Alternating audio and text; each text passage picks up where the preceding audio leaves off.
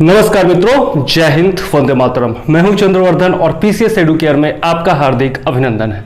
दोस्तों, बीपीएससी और सीडीपीओ का एग्जाम काफी नजदीक है, 50 से 60 दिन बचा हुआ है और हम लोग मिशन 120 प्लस के तहत ऐसे टॉपिक्स पर बात कर रहे हैं जिनसे सर्वाधिक क्वेश्चन पूछे जाते हैं बीपीएससी या फिर सीडीपीओ एग्जाम्स में। और उसके तहत हम लोग साइंस का एक वीडियो देख चुके थे जिसमें हम लोगों ने विटामिन के बारे में देखा था। और आज हम लोग मॉडर्न हिस्ट्री का एक चैप्टर जो इंडियन नेशनल कांग्रेस यानी कि भारतीय राष्ट्रीय कांग्रेस से जुड़ा हुआ है उसके बारे में देखेंगे। हम लोग प्रमुख अधिवेशनों के बारे में देखेंगे, जो प्रमुख अध्यक्ष हुए, जो अंग्रेजों के सामने मांगे उठाई गई, जो प्रमुख निर्णय लिए गए, उन सब के बारे में हम लोग इस वीडियो में देखने वाले हैं। क्योंकि बीपीएससी हो या सीडीपीओ एग्जाम हो या कोई भी एग्जाम हो, जहां पर भी जीएस पूछा जाता है वहां पर कांग्रेस से क्वेश्चन निश्चित तौर पर रहता है। ठीक है, तो बीपीएससी में भी हर साल 1 या 2 क्वेश्चन इससे पूछा जाता है और यह चैप्टर बहुत ही ज्यादा इंपॉर्टेंट होने वाला है। तो पूरा वीडियो निश्चित तौर पर अंत तक देखिए। वीडियो थोड़ा लंबा होगा क्योंकि बहुत पूरे डिटेल में मैं बताऊंगा और इस वीडियो को देखने के बाद आपका एक भी क्वेश्चन कांग्रेस से यदि आता है तो वो छूटने वाला नहीं है। इसलिए वीडियो पूरा अंत तक देखिएगा। यदि चैनल पर नए हैं तो सब्सक्राइब कर लीजिएगा और बेल आइकॉन दबा दीजिएगा ताकि आपको आने वाले वीडियोस का नोटिफिकेशन टाइम पर मिलता रहे। और पूरा वीडियो देखने के बाद अगर वीडियो अच्छा लगता है तो लाइक जरूर कीजिएगा और शेयर कर दीजिएगा अपने मित्रों के साथ ताकि उन्हें भी इसका फायदा हो सके। तो चलिए शुरू करते हैं आज का अपना वीडियो और देखते हैं भारतीय राष्ट्रीय कांग्रेस के बारे में। तो आइए देखते हैं सबसे पहले कांग्रेस शब्द कैसे बना। तो कांग्रेस जो है वह एक उत्तर अमेरिकी शब्द है, उत्तरी अमेरिका से आया हुआ यह शब्द है जिसका शाब्दिक अर्थ होता है लोगों का समूह, यानी कि ग्रुप ऑफ पीपुल, या फिर कह सकते हैं व्यक्तियों का समूह। ठीक है, तो कांग्रेस का शाब्दिक अर्थ मैंने आपको बताया सबसे पहले। अब बताता हूं कि इसकी स्थापना कैसे हुई, कांग्रेस की, इंडियन नेशनल कांग्रेस की स्थापना कैसे हुई। तो इसकी स्थापना ए.ओ. ह्यूम ने की थी, ये सब लोग जानते होंगे। एलन ऑक्टेवियन ह्यूम ने इसकी स्थापना की थी। लेकिन सबसे पहले 1884 ईस्वी में उन्होंने भारतीय राष्ट्रीय संघ की स्थापना की थी, इंडियन नेशनल यूनियन की स्थापना की थी, INU की स्थापना 1884 में एलन ऑक्टेवियन ह्यूम ने की थी, जो कि एक ब्रिटिश रिटायर्ड अधिकारी थे, या फिर उनके बारे में एक शब्द का यूज किया जाता है, असैनिक सेवक थे। ठीक है, यह पूछा भी जा चुका है कि ए.ओ. ह्यूम कौन थे, तो असैनिक सेवक थे। ठीक है, तो ये याद जरूर रखिएगा। अब 1884 में तो उन्होंने भारतीय राष्ट्रीय संघ की स्थापना कर दी। उसके बाद क्या हुआ कि दादा भाई नौरोजी के सुझाव पर उन्होंने इसका नाम इंडियन नेशनल यूनियन का नाम बदल करके इंडियन नेशनल कांग्रेस रख दिया। ठीक है, 28 दिसंबर 1885 को। याद रखिएगा दोस्तों, किसके सुझाव पर, तो दादा भाई नौरोजी के सुझाव पर। और यह भी क्वेश्चन पूछा गया है कि इंडियन नेशनल कांग्रेस की पूर्ववर्ती संस्था कौन थी, या बीपीएससी का ही क्वेश्चन है, तो वहां पर आंसर होगा इंडियन नेशनल यूनियन, भारतीय राष्ट्रीय संघ। ये सब चीजें पूछी जा चुकी हैं, इसीलिए मैं बता रहा हूं, टेंशन ना लीजिएगा। ठीक है, तो ये 28 दिसंबर 1885 ईस्वी को INC यानी कि इंडियन नेशनल कांग्रेस की स्थापना होती है। पहले इसकी स्थापना होनी थी पुणे में, पहला जो अधिवेशन होना था वो पुणे में होना था, लेकिन पुणे में प्लेग फैल जाने के कारण, या फिर कुछ किताबों में दिया जाता है हैजा फैल जाने के कारण, वहां पर पुणे में ये आयोजित नहीं हुआ। और मुंबई के, या फिर पहले जो बंबई था उसके गोकुलदास तेजपाल संस्कृत महाविद्यालय में कांग्रेस का प्रथम अधिवेशन किया गया मुंबई में। ठीक है, तो याद जरूर रखिएगा 28 से 31 दिसंबर 1885 को कांग्रेस का पहला अधिवेशन हुआ, जिसके अध्यक्ष कौन थे, अध्यक्ष थे WC बनर्जी, व्योमेश चंद्र बनर्जी, WC बनर्जी इसके अध्यक्ष थे। और सचिव या फिर महासचिव कौन थे, तो एलन ऑक्टेवियन ह्यूम थे, A.O. ह्यूम थे। ठीक है, अध्यक्ष भी याद रखिएगा, सचिव भी याद रखिएगा, किस स्थान पर हुआ, कब हुआ, यह सब याद रखना जरूरी है। और एक चीज और जरूरी है कि इसमें टोटल 72 प्रतिनिधियों ने भाग लिया था, यह भी याद रखिएगा। 72 representatives presents in the first session of Congress. Okay, याद रखिएगा।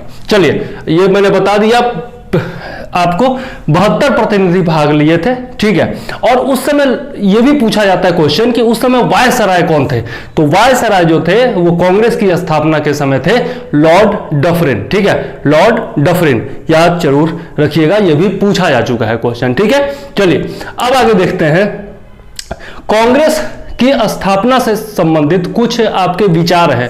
कुछ लोगों का कहना है, जैसे अंग्रेजों का कहना था कि भारतीय लोगों ने इसकी स्थापना की है। कुछ गर्मपंथी जो लोग थे या फिर कांग्रेस से अलग विचारधारा वाले लोग थे, उनका कहना था कि इसको अंग्रेजों ने स्थापित करवाया है सेफ्टी वाल्व के रूप में। ठीक है, तो इस तरह के विचार जो है वो अक्सर आते रहते थे। इसमें कुछ जो प्रमुख विचार है उनके बारे में आपको जानना जरूरी है। तो सबसे पहले देखते हैं हम लोग त्वरित चालक सिद्धांत। त्वरित चालक सिद्धांत जो है आपका लाइटनिंग स्ट्राइक प्रिंसिपल जो है वो आपका गोपाल कृष्ण गोखले का दिया हुआ है। ठीक है, गोपाल कृष्ण गोखले जी ने दिया है। ठीक, और वो कांग्रेस के बचाव में ये सिद्धांत दिए थे। जबकि आप देखते हैं सेफ्टी वाल्व का सिद्धांत जो होता है, सेफ्टी वाल्व होता है क्या? सेफ्टी वाल्व होता है जैसे आप कुकर में देखते हैं ना, एक सेफ्टी वाल्व लगा रहा होता है जिसमें सीटी होती है। जैसे ही ज्यादा प्रेशर अगर कुकर में के अंदर बन जाता है तब वो सीटी ऊपर उठता है और गैस निकल जाता है ताकि प्रेशर जो हो वो कम हो जाए। तो उस समय यह माना जाता था कि अंग्रेजों के ऊपर बहुत ज्यादा प्रेशर डाला जा रहा था भारतीय क्रांतिकारियों के द्वारा, और जो लंदन में या फिर अमेरिका में या फिर भारत से बाहर जितने भी बहुत सारे संगठन खोले गए थे उन लोगों का बराबर दबाव पड़ रहा था। लैंड होल्डर सोसाइटी वगैरह जो थी या फिर जो लंदन वगैरह में सोसाइटी खोली गई थी जिसके माध्यम से भारतीय स्वतंत्रता का प्रचार किया जाता था, तो उन सबसे प्रेशर बन रहा था अंग्रेजों के ऊपर। ठीक है, और उसी प्रेशर से छुटकारा पाने के लिए उन्होंने एक ऐसी संस्था का विचार सामने रखा जो कि उनसे याचिका करे, दया मांगे, क्षमा मांगे और मतलब बहुत ही सरल तरीके से अपने विचार रखे और अंग्रेज चाहे तो उसको माने चाहे तो न माने। ठीक है, तो इस तरह का जो सिद्धांत था उसी को कहा जाता है सेफ्टी वाल्व सिद्धांत, कि अंग्रेजों ने अपने ऊपर पड़ने वाले प्रेशर को कम करने के लिए कांग्रेस की स्थापना करवाई। यह है आपका सेफ्टी वाल्व का सिद्धांत जो कि 1916 में दिया गया था। किसके द्वारा? लाला लाजपत राय के द्वारा दिया गया था। किसमें? तो लाला लाजपत राय ने यंग इंडिया का प्रकाशन शुरू किया था और उसी में उन्होंने सेफ्टी वाल्व का सिद्धांत दिया था। इसके अलावा यह भी याद रखना जरूरी है कि लॉर्ड डफरिन ने क्या कहा था। लॉर्ड डफरिन ने कहा था कांग्रेस के बारे में कि यह सूक्ष्मदर्शी अल्पसंख्यक जनता की प्रतिनिधि है, मतलब इसमें बहुत कम लोग शामिल हैं और इसका जो विचार है वो बहुत दूर तक फैला हुआ नहीं है, बहुत कम लोगों तक यह सीमित है। ठीक है, यह कहना था लॉर्ड डफरिन का, जो कि उस समय वायसराय हुआ करता था। अब प्रथम जो अधिवेशन था उसमें प्रमुख मांगे क्या थी? तो भारतीय परिषद को भंग करने की मांग रखी गई थी। इसके अलावा सिविल सेवा परीक्षा को भारत में आयोजित कराने की मांग रखी गई थी। तो ये दो प्रमुख मांगे थी प्रथम अधिवेशन में। ठीक है, मात्र 72 लोग शामिल हुए थे, अभी तो शुरुआत ही हुई थी। आगे देखते हैं दूसरा अधिवेशन। अब है दूसरा अधिवेशन। दूसरा अधिवेशन जो हुआ वो 1886 में, एक ही साल के बाद कलकत्ता में हुआ था। पहला अधिवेशन बंबई में, दूसरा कलकत्ता में हुआ था। ठीक है, और इसके जो अध्यक्ष थे वो थे दादा भाई नौरोजी, जिनके बारे में मैंने बताया कि उन्हीं के सुझाव पर इंडियन नेशनल यूनियन का नाम बदल करके और इंडियन नेशनल कांग्रेस रखा गया था। तो दूसरे अधिवेशन के अध्यक्ष थे दादा भाई नौरोजी। ठीक है, कलकत्ता में यह अधिवेशन हुआ था 1886 ईस्वी में और इसमें जो है 434 प्रतिनिधियों ने भाग लिया था, 434। ठीक है, अब यहां पर जो है कुछ महत्वपूर्ण घटनाएं हुई थी, जैसे नेशनल कॉन्फ्रेंस का विलय हो गया था कांग्रेस में। ठीक है, इसके अलावा कांग्रेस स्टैंडिंग कमेटी का गठन किया गया था।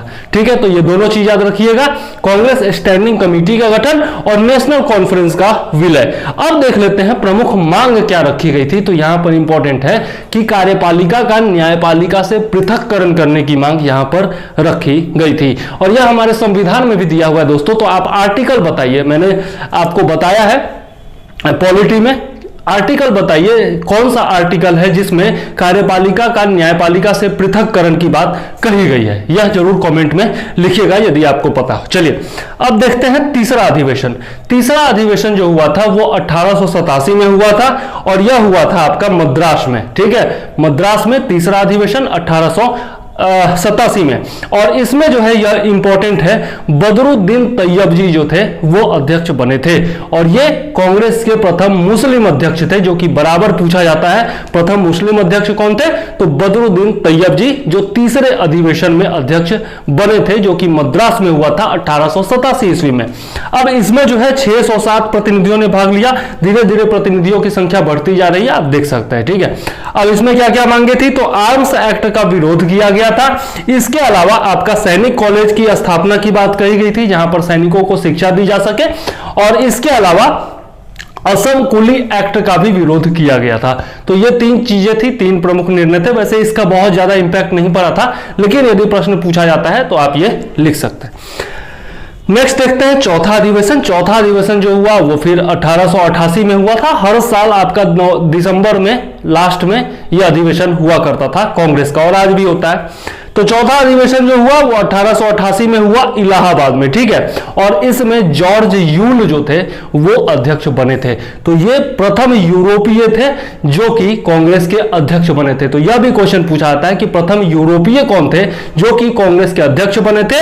तो जॉर्ज यूल चौथे अधिवेशन में 1888 में इलाहाबाद में, ठीक है। इंपॉर्टेंट है, याद रखिएगा।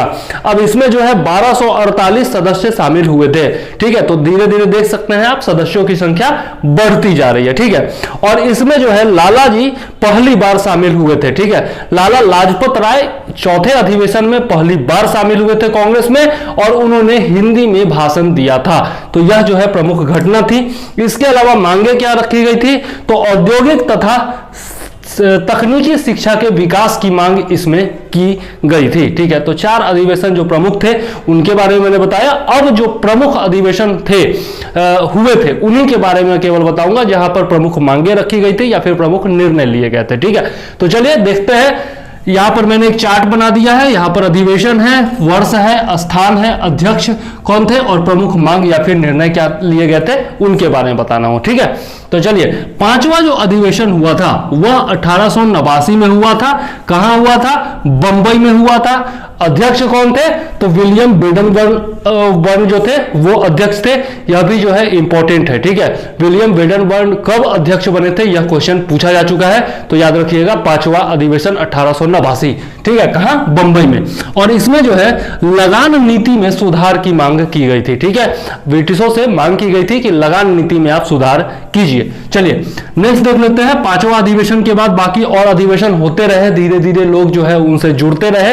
पहले जो है एलिट क्लास का ये संगठन माना जाता था, जिसमें बंगाल के जो पढ़े लिखे वकील लोग थे या फिर अध्यापक वगैरह थे, प्रोफेसर वगैरह थे, या फिर बहुत बड़े बड़े जो लोग थे, समृद्ध लोग थे, केवल वही जुड़ा करते थे। लेकिन धीरे धीरे करके सदस्यता फी घटाई गई और आम लोगों को भी इससे जोड़ा जाने लगा था, ठीक है।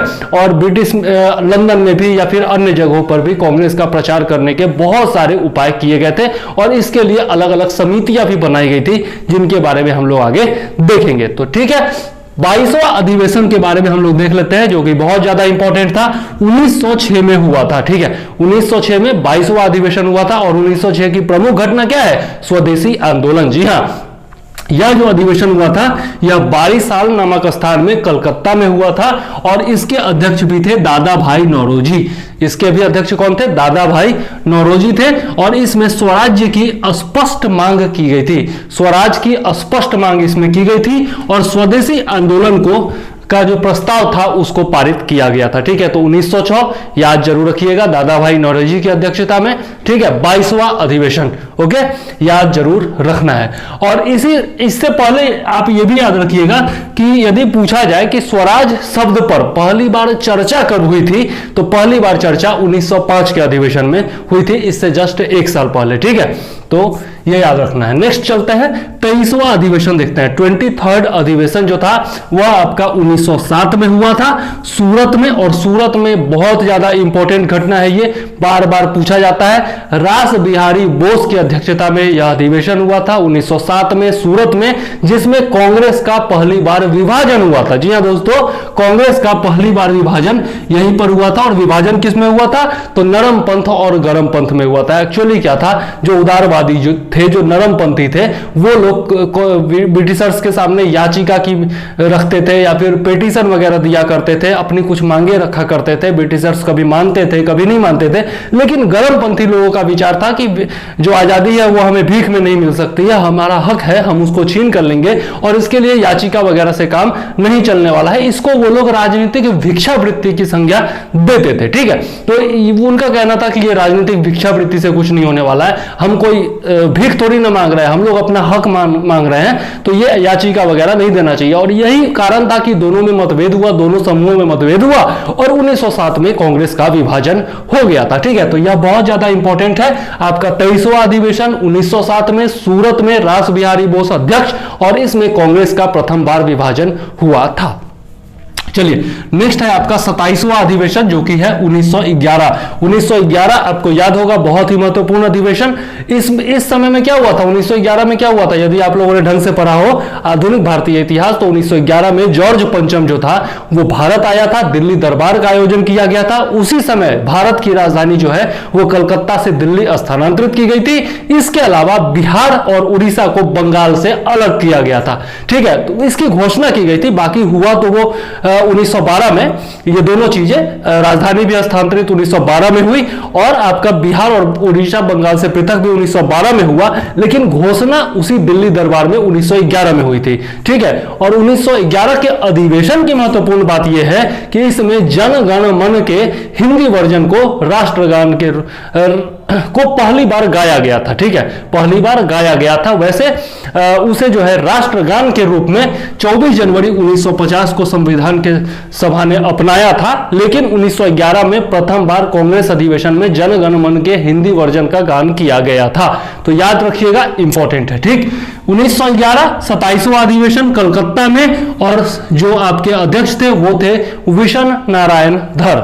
ठीक है, इंपॉर्टेंट। आगे चलते हैं, 28वां अधिवेशन देखते हैं। 28वां अधिवेशन जो हुआ वो हुआ 1912 में, और ये जो अधिवेशन है बहुत ज्यादा इंपॉर्टेंट बीपीएससी के लिए, क्योंकि यह अधिवेशन हुआ था बांकीपुर पटना में। जी हां, बांकीपुर पटना में हुआ था, इसलिए बीपीएससी के लिए बहुत ज्यादा इंपॉर्टेंट, सीडीपीओ के लिए बहुत ही ज्यादा इंपॉर्टेंट है। तो बांकीपुर पटना में आपका 28वां अधिवेशन 1912 में। वैसे एक बार बीपीएससी ने क्वेश्चन पूछा कि 27वां अधिवेशन कहां हुआ था, और आंसर दिया हुआ था बांकीपुर पटना, जैसा कि मैंने घटना चक्र में देखा। ठीक है, लेकिन मैंने बहुत सारे किताबों से मिलाया है और ये 28वां अधिवेशन जो था वो हुआ था बांकीपुर पटना में। ठीक है, तो आप कंफ्यूज बिल्कुल मत होना। ठीक है, चलिए अब इसके अध्यक्ष जो थे वो थे आरएन मधोलकर। बहुत ही ज्यादा इंपॉर्टेंट है आरएन मधोलकर। वैसे इसमें कुछ खास मांग या फिर कोई निर्णय नहीं लिया गया था, लेकिन ये याद रखिएगा क्योंकि पटना में यह अधिवेशन हुआ था, तो बीपीएससी के लिए इंपॉर्टेंट है। नेक्स्ट है आपका 32वां अधिवेशन जो कि हुआ 1916 में, और 1916 का लखनऊ अधिवेशन जो है बहुत बहुत बहुत ही ज्यादा इंपॉर्टेंट है दोस्तों, क्योंकि यहां पर 2-3 चीजें हुई थी। पहला चीज तो यह हुआ था कि मुस्लिम लीग जो थी वो कांग्रेस में करके मिल गई, तो मुस्लिम लीग और कांग्रेस का एक साथ अधिवेशन हुआ था।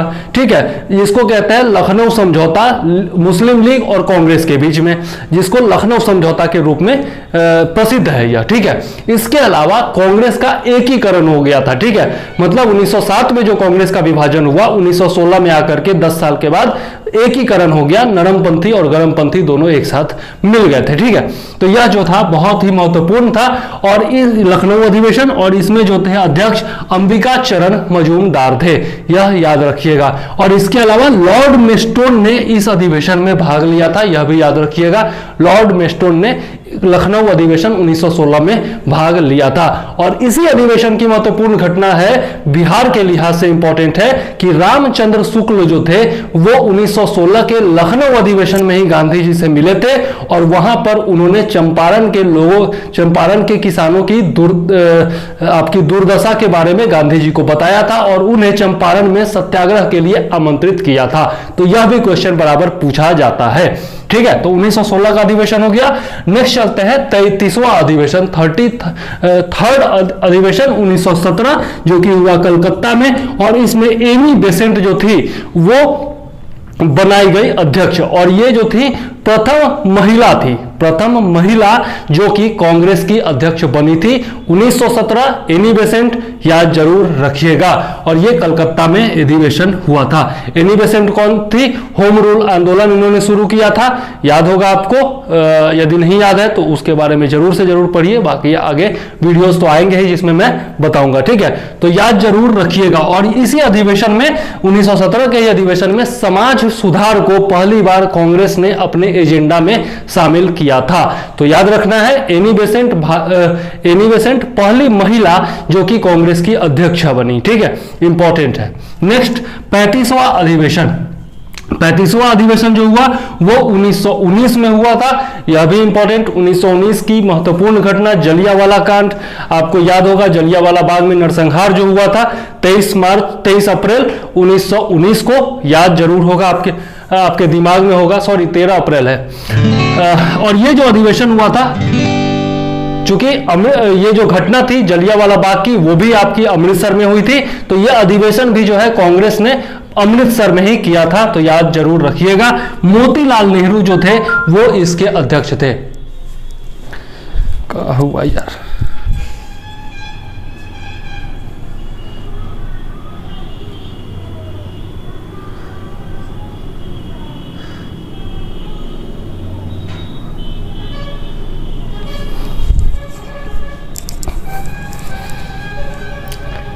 और इस अधिवेशन में ही कांग्रेस ने खिलाफत आंदोलन को अपना समर्थन दिया था। जी हाँ, खिलाफत आंदोलन को समर्थन दिया था। अब ये इस आंदोलन को क्यों जोड़ा जाता है भारतीय राष्ट्रीय आंदोलन से मुझे नहीं पता, क्योंकि जो तथ्य सामने आ रहे हैं उसके हिसाब से तो ये केवल मुस्लिमों का आंदोलन था अपने खलीफा को बचाने के लिए, ठीक है। क्योंकि खलीफा को जो है आपका अंग्रेजों ने उनका बैक स्टैबिंग किया था, उनके पीठ पर छुरा घोंपा था, वादा से मुकर गए थे और खलीफा के पद को जो है वो अपना संरक्षण नहीं दे रहे थे। इस कारण से दुनिया भर के मुसलमानों ने अंग्रेजों के खिलाफ यह आंदोलन किया था और उसमें भारतीय मुसलमान भी शामिल हो रहे थे। लेकिन गांधी जी का सोचना था कि अगर हम मुसलमानों का यहां पर समर्थन करेंगे तो वो आगे असहयोग आंदोलन में हमारा समर्थन करेंगे, और यही जो थी सबसे बड़ी भूल साबित हुई, क्योंकि यहीं से चूंकि उन्होंने सांप्रदायिकता की बीज बो दी थी, क्योंकि उन्होंने एक सांप्रदायिक आंदोलन को कांग्रेस ने समर्थन दिया था इसी अधिवेशन में, 1919 के अधिवेशन में, अमृतसर अधिवेशन में, और यहीं से सांप्रदायिकता के बीज पड़ गई। और उसके बाद क्या हुआ, भारत का विभाजन, यह आप जानते हैं, ठीक है। तो कुछ लोग इसकी आलोचना करते हैं, गांधी जी की आलोचना भी करते हैं केवल इस कारण से क्योंकि उन्होंने एक कम्युनल एजेंडे का साथ दिया था, ठीक है। तो खैर इसके बारे में मुझे कुछ खास नहीं करना, लेकिन जो इतिहास है, जो फैक्ट है वो है। आगे देखते हैं 41वां अधिवेशन 1925 में, ठीक है। और यह इंपॉर्टेंट इसलिए है क्योंकि कानपुर में पहली बार सरोजिनी नायडू को अध्यक्ष बनाया गया था, और यह प्रथम भारतीय महिला थी, याद रखिएगा। प्रथम महिला कौन, एनी बेसेंट, और प्रथम भारतीय महिला कौन, सरोजिनी नायडू, जिनको कि कांग्रेस का अध्यक्ष बनाया गया था। तो 1917 1925 याद रखिएगा। और इसके बाद हम लोग नलिनी सेन गुप्ता के बारे में भी देखेंगे, जिनको कि अध्यक्ष बनाया गया था। तो ये प्रथम भारतीय महिला सरोजिनी नायडू, जिनको कि अध्यक्ष बनाया गया था। आगे देख लेते हैं 45वां अधिवेशन 1929, और यह भी बहुत बहुत बहुत बहुत बहुत ज्यादा इंपॉर्टेंट है दोस्तों, क्योंकि यहीं पर पूर्ण स्वराज्य की घोषणा पहली बार की गई थी। और 26 जनवरी 1930 से प्रत्येक साल 26 जनवरी को स्वतंत्रता दिवस के रूप में मनाने की घोषणा की गई थी। और यही कारण है कि हमारा संविधान लागू कब हुआ, 26 जनवरी 1950 को हुआ था। तो ये जो 26 जनवरी आया है ये वहीं से आया है, याद रखिएगा। लाहौर अधिवेशन, जवाहरलाल नेहरू अध्यक्ष, रावी नदी के तट पर पूर्ण स्वराज्य की पहली बार घोषणा की गई थी 1929 में, इंपॉर्टेंट है, याद रखिएगा। पूर्ण स्वराज का अनुमोदन किया गया था और स्वतंत्रता दिवस प्रत्येक वर्ष 26 जनवरी को मनाने का निर्णय लिया गया था। और प्रथम स्वतंत्रता दिवस कब मनाया गया था, 26 जनवरी 1930 को मनाया गया था। आगे देख लेते हैं 46वां अधिवेशन, जो कि हुआ 1931 में। कहां हुआ, कराची में हुआ। और वल्लभ भाई पटेल जो थे वो पहली बार कांग्रेस के अध्यक्ष बने थे। यहीं पर आपका गांधी इरविन समझौता का अनुमोदन किया गया था। जब गांधी जी ने नमक सत्याग्रह शुरू किया था, सविनय अवज्ञा आंदोलन शुरू किया था, उस समय इरविन ने उनको बुला करके और बोला कि भैया आप जो है ये आंदोलन वगैरह खत्म कर दो और आपकी कुछ मांग है तो बताओ, हम मान लेते हैं। तो गांधी जी अपना जो है 11 सूत्री लेकर मांग लेकर के गए। उसी में देशवासियों का दबाव भी था कि भैया भगत सिंह को आप बचा लीजिए। भगत सिंह को बचाने के लिए गांधी जी ने कोशिशें की, लेकिन बहुत ज्यादा कोशिशें नहीं की। और यह उन पर आरोप भी लगता है कि अगर गांधी जी चाहते तो बचा सकते थे भगत सिंह को, लेकिन उन्होंने नहीं बचाया। खैर गांधी इरविन समझौता हुआ और गांधी जी की जो मांगे थी वो कुछ मांगी गई, कुछ मांगे नहीं मानी गई, ठीक है। लेकिन गांधी जी ये मान गए कि जो द्वितीय गोलमेज सम्मेलन होगा उसके लिए वो लंदन जाएंगे। और यही कारण था कि 3 गोलमेज सम्मेलन में मात्र एक सम्मेलन था, द्वितीय सम्मेलन, गोलमेज सम्मेलन, जिसमें भाग लेने के लिए गांधी जी लंदन गए थे, ठीक है। तो यह सब जो है आपका इतिहास है गांधी इरविन समझौता को अनुमोदन दिया गया था यहां पर, और 1931 में, और मौलिक अधिकार की मांग की गई थी। ठीक है, मौलिक अधिकार को भी अपना एजेंडा बनाया गया था। नेक्स्ट है आपका 51वां अधिवेशन जो कि 1937 में हुआ, और यह क्यों इंपॉर्टेंट है, क्योंकि फैजपुर महाराष्ट्र में यह अधिवेशन हुआ था। पहली बार भारत के किसी गांव में अधिवेशन हुआ था कांग्रेस का। ठीक है, हमेशा शहरों में हुआ करता था, मेट्रो सिटीज में हुआ करता था, लेकिन पहली बार गांव में अधिवेशन हुआ था फैजपुर महाराष्ट्र में, इसलिए इंपॉर्टेंट है 51वां अधिवेशन 1937, और जवाहरलाल नेहरू अध्यक्ष बने। ठीक है, पहली बार गांव में कांग्रेस का अधिवेशन। नेक्स्ट देख लेते हैं 52वां अधिवेशन जो कि 1938 में हुआ, और यह क्यों इंपॉर्टेंट है, क्योंकि पहली बार सुभाष चंद्र बोस जी अध्यक्ष बने कांग्रेस के। ठीक है, और यह जो हुआ था हरिपुरा गुजरात में यह अधिवेशन हुआ था 1938 में, जिसमें सुभाष चंद्र बोस जी जो थे वो अध्यक्ष बनाए गए थे। और यहां पर जो है आपका राष्ट्रीय योजना कमेटी का गठन किया गया था, जिसके अध्यक्ष जवाहरलाल नेहरू बनाए गए थे। इसके बाद 1939 का अधिवेशन आता है, 53वां अधिवेशन, त्रिपुरी अधिवेशन। ठीक है, गांधी जी और सुभाष चंद्र बोस जी के बीच जो है वो मतभेद शुरू हो चुका था। सुभाष चंद्र बोस जी गर्म खून के आदमी थे, और गांधी जी जो थे वो जानते ही है कि नरम खून के आदमी वो तो एक गाल पर तमाचा मारो दूसरा गाल भी बढ़ा देने वाले। और सुभाष चंद्र बोस बोलते थे कि भैया तुम मुझे खून दो, मैं तुम्हें आजादी दूंगा। तो दोनों में के बीच में मतभेद होने लगा। वैसे दोनों एक दूसरे की इज्जत जरूर किया करते थे, एक दूसरे के भावनाओं का सम्मान किया करते थे, क्योंकि लक्ष्य एक था, लेकिन विचारधारा अलग होने के कारण दोनों में जो है मतभेद उत्पन्न होने लगा। और यही कारण था कि गांधी जी ने त्रिपुरी अधिवेशन के दौरान उनकी अध्यक्षता का विरोध भी किया था, और गांधी जी ने उनके विरोध में पट्टाभी सीतारमैया को उतार दिया था अध्यक्षता के लिए। ठीक है, लेकिन गांधी जी के पुरजोर समर्थन के बावजूद सुभाष चंद्र बोस चुनाव जीत गए और अध्यक्ष बन गए। लेकिन फिर भी, और जबकि गांधी जी ने कहा था कि पट्टाभी सीतारमैया की हार मेरी व्यक्तिगत हार होगी, फिर भी सोच लीजिए सुभाष चंद्र बोस कितने ज्यादा पॉपुलर थे, कितने लोकप्रिय थे उस समय, कि त्रिपुरी अधिवेशन के अध्यक्ष वो बन गए। लेकिन मतभेद इतना ज्यादा बढ़ गया था कि अंत में सुभाष चंद्र बोस ने इस्तीफा दे दिया, और उनके जगह पर जो है राजेंद्र प्रसाद ने कमान संभाली थी कांग्रेस की उस वर्ष। ठीक है, तो 53वां अधिवेशन 1939 त्रिपुरी एमपी यानी कि मध्य प्रदेश में बोस जी पहले अध्यक्ष बने, और उनके इस्तीफा के बाद राजेंद्र प्रसाद बने। ठीक है, यहां पर गांधी और बोस जी में मतभेद शुरू हो गया, और यहीं पर जो है आपका देशी रियासतों के स्वतंत्रता संग्राम को, यदि स्वतंत्रता सम्मेलन को जो है आपका स्वीकृति दिया गया था। ठीक है, याद रखिएगा। आगे देख लेते हैं 54वां अधिवेशन 1940, यह भी इंपॉर्टेंट है। रामगढ़ में यह अधिवेशन हुआ था, रामगढ़ झारखंड में। और चूंकि बिहार और झारखंड उस समय एक ही हुआ करता था, इसलिए आप कह सकते हैं कि यह बिहार में ही हुआ था, उस समय के बिहार में ही हुआ था, तो इसलिए यह भी ज्यादा इंपॉर्टेंट है। 54वां अधिवेशन 1940 रामगढ़ झारखंड, रामगढ़ आप जानते होंगे। नेक्स्ट है, और इसमें जो है मौलाना अबुल कलाम आजाद जो थे वो अध्यक्ष बने थे। सबसे कम उम्र के अध्यक्ष यही थे, और सबसे लंबे समय तक, आजादी से पूर्व सबसे लंबे समय तक कांग्रेस के अध्यक्ष रहने वाले, लगातार 6 साल अध्यक्ष रहने वाले कौन थे? मौलाना अबुल कलाम आजाद थे, और ये क्वेश्चन पूछा जाता है। ठीक है, तो याद जरूर रखिएगा। 1945 तक ये अध्यक्ष रहे थे, और इसमें क्या किया गया था, तो क्रिप्स मिशन और वेवेल योजना के संदर्भ में वेवेल से वार्ता की गई थी। ठीक है, तो क्रिप्स मिशन और वेवेल से भी वार्ता की गई थी, और इन दोनों से वार्ता करने वाले कौन थे? तो मौलाना अबुल कलाम आजाद थे, याद जरूर रखिएगा। ठीक है, इसके बाद 1942 में बंबई में विशेष अधिवेशन किया गया था। ठीक है, जिसमें भारत छोड़ो आंदोलन प्रस्ताव का अनुमोदन किया गया था, और वहीं से भारत छोड़ो आंदोलन की शुरुआत हो गई थी। और उसके बाद जो है 1945 तक कोई अधिवेशन नहीं हुआ। फिर 55वां अधिवेशन आपका हुआ 1946-47 में। ठीक है, और यह अधिवेशन जो हुआ आपका मेरठ में हुआ, और इसमें जो है जेबी कृपलानी अध्यक्ष बने थे। याद रखिएगा, भारत की स्वतंत्रता के समय कौन अध्यक्ष थे? तो जेबी कृपलानी अध्यक्ष थे। ठीक है, याद जरूर रखना है। और 1948 में कौन अध्यक्ष बने थे? ये भी याद रखिएगा, 1948 में अध्यक्ष बने थे पट्टाभी सीतारमैया। इंपॉर्टेंट है, याद जरूर रखना है। अब इसी समय जो है आपका सत्ता हस्तांतरण किया गया और आजादी के समय अध्यक्ष कौन थे, तो जेबी कृपलानी थे। ये क्वेश्चन पूछा जाता है, याद रखिएगा, ठीक है। तो आजादी तक के जितने भी अध्यक्ष थे, शुरुआत से लेकर के, स्थापना से लेकर के आजादी तक के जितने भी अध्यक्ष थे, जो जो महत्वपूर्ण निर्णय हुए उन सब के बारे में मैंने बताया।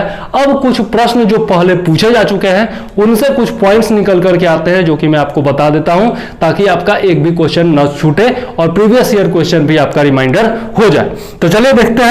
48वां अधिवेशन जो हुआ 1933 में हुआ और इसमें नलिनी सेनगुप्त जो थी उनको अध्यक्ष बनाया गया। तो ये तीसरी महिला थी, कुल मिलाकर के तीसरी महिला, और भारत की दूसरी महिला नलिनी सेनगुप्ता, जिनको की बनाया गया कांग्रेस का अध्यक्ष, ठीक है। तो टोटल 3 महिला, एनी बेसेंट, सरोजिनी नायडू और नलिनी सेनगुप्त, ये तीनों जो थी वो कांग्रेस के अध्यक्ष बनी थी। इसके बाद देखते हैं लाला लाजपत राय 1920 में कलकत्ता के विशेष अधिवेशन में अध्यक्ष बनाए गए थे। तो याद रखिएगा, लाल बाल पाल जो गर्मपंथी नेता थे, लाल बाल पाल, उनमें केवल लाला लाजपत राय थे, वही कांग्रेस के अध्यक्ष बने थे। बाल गंगाधर तिलक भी नहीं बने थे, इंपॉर्टेंट है, याद रखना है, ठीक है।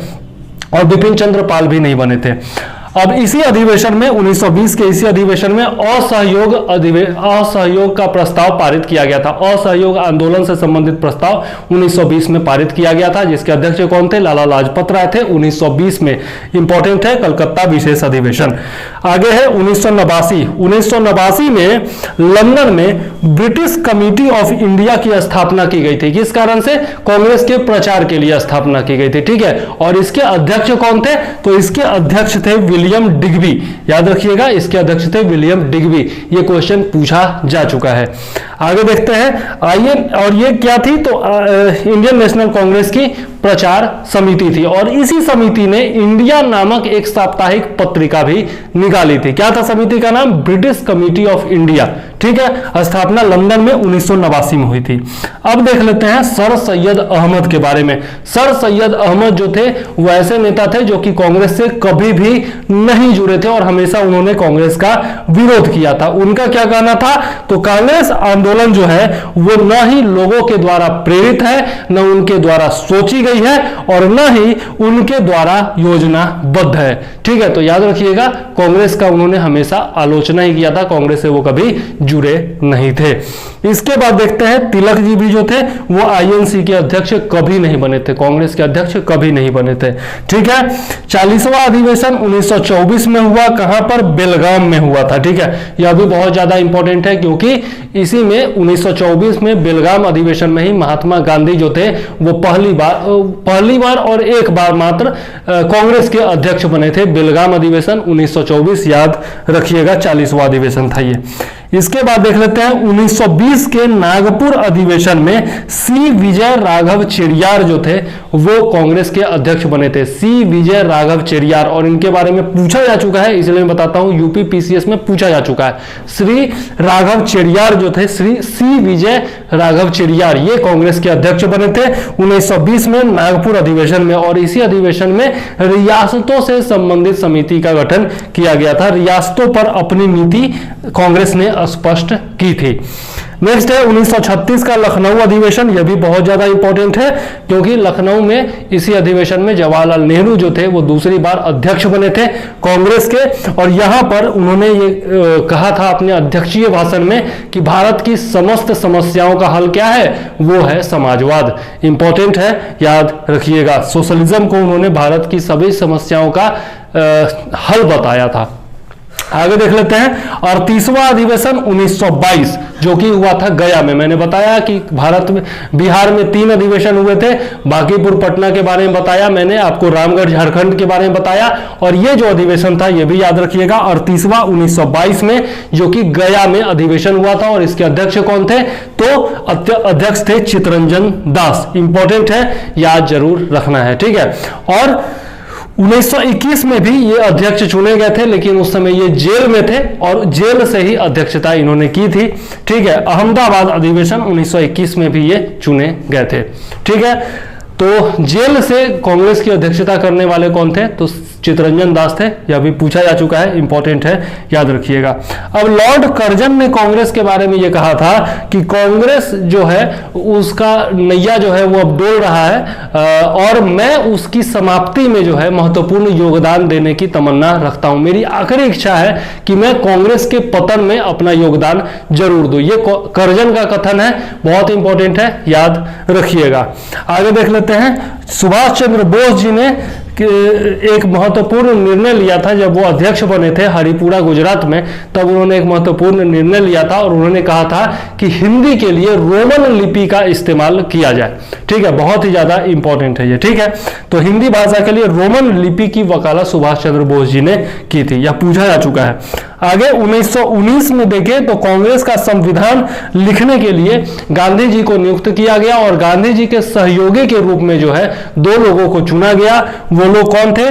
तो केलकर जी थे और आई.बी. सेन जी थे। ठीक है, केसी केलकर और आई.बी. सेन, ये दोनों जो थे वो गांधी जी के सहयोगी थे। ये भी क्वेश्चन पूछा जा चुका है, याद रखिएगा। नेक्स्ट है 46वां अधिवेशन 1931। इसमें बंबई का जो गवर्नर था लॉर्ड विलिंगटन, यह जो था आपका शामिल हुआ था कांग्रेस का अधिवेशन में। ठीक है, याद जरूर रखिएगा। लॉर्ड विलिंगटन, यह पहली बार हुआ था कि ब्रिटिश सरकार का कोई गवर्नर जो है वो कांग्रेस के अधिवेशन में शामिल हुआ था, तो याद रखना ये जरूरी है, पूछा भी जा चुका है।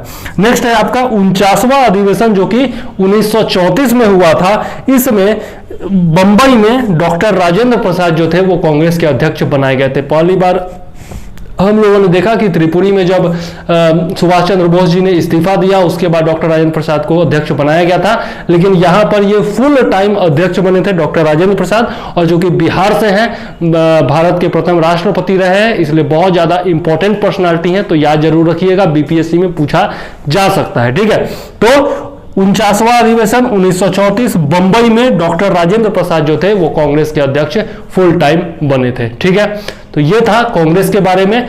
उम्मीद है आपको वीडियो पसंद आया होगा और हर चीज लगभग याद हो गई होगी। यदि याद नहीं हुई है तो 2-3 बार देखिए पूरा वीडियो, आपको याद हो जाएगा। यदि पूरा वीडियो एक साथ नहीं दे सकते हैं तो टुकड़ों में भी देखिए, लेकिन ये यहां से आपका 2 क्वेश्चन निश्चित तौर पर बनने वाला है, चाहे वो बीपीएससी हो, सीडीपी हो, बिहार का कोई एग्जाम हो या फिर दुनिया का कोई एग्जाम हो, जिसमें दुनिया का नहीं भारत का कोई भी एग्जाम हो जिसमें कि जीएस पूछा जाता हो, तो कांग्रेस से निश्चित तौर पर क्वेश्चन पूछा जाता है। ठीक है, तो वीडियो यदि पसंद आया हो तो लाइक कर दीजिएगा और शेयर कर दीजिएगा अपने दोस्तों के साथ। साथ ही यदि चैनल पर नए हैं तो सब्सक्राइब करके बेल आइकॉन दबा दीजिएगा ताकि आपको आने वाली वीडियोज का नोटिफिकेशन टाइम पर मिलता रहे। आगे भी हम लोग मिशन 120+ के तहत ऐसे ही महत्वपूर्ण टॉपिक्स पर वीडियो लाते रहेंगे, तो जरूर हमारे चैनल से जुड़े रहिए। अब मुझे दीजिए इजाजत। जय हिंद, वंदे मातरम।